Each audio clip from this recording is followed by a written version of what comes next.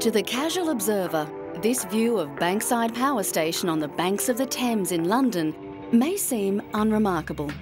But to art lovers around the world, it is a site of inspiration.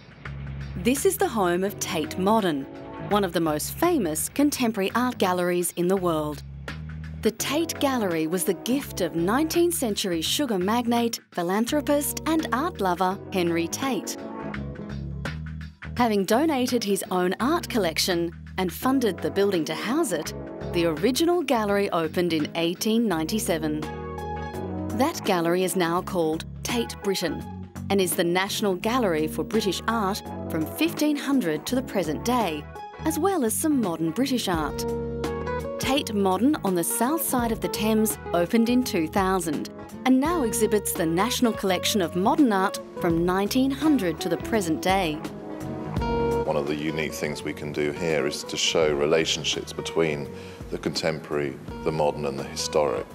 And so the contemporary is very important both because it's the kind of most recent chapter in a history of British art that we tell here, but also it's part of a living culture that we're trying to show work in the later rooms that is brand new, but then set it into a historical context, and that's the thing which no one else can do. Controversy and modern art are often closely related. Tate Modern is home to the Turner Prize competition. Past winners have included a single swinging light bulb in the centre of an empty room. It is part of the Tate's charter to represent contemporary British art in its collection. It's important for the way we present British art that we accurately reflect the diversity of the people who make it and of the subjects in all sorts of ways. And what's great is that you can see that in different periods. So you have an artist like Rosalind Nasser-Shibi, who's of Palestinian origin, and we're showing a film of hers, which is a film of a Palestinian household. She's representing Scotland at the Venice Biennale this year. And then from an older generation, Rashid Areen, who came to Britain from Karachi in the early 60s and was one of the only minimalist sculptors in Britain at the time.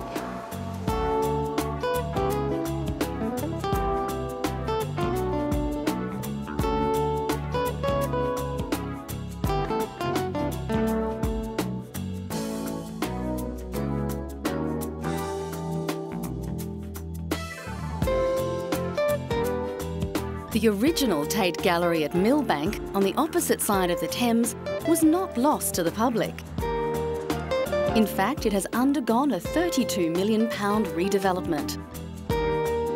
The result was 4 new and 5 refurbished galleries.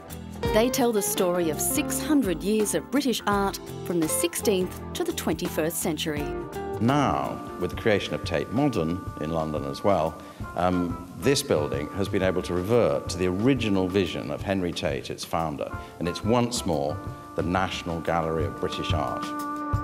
The galleries allow a huge chronological sweep of British painting and sculpture, from medieval times to today, to be displayed together. It is the largest display of British art anywhere in the world. The increased space allows paintings by such artists as Blake, Constable and pre-Raphaelites to be brought out of storage and gives space for some adventurous modern creations. Alongside the permanent display are special exhibitions. The Victorian Nude explores the depiction of the nude in the notoriously prudish Victorian age. In the Tate tradition, the show offers a fresh and challenging look at art in its historical context.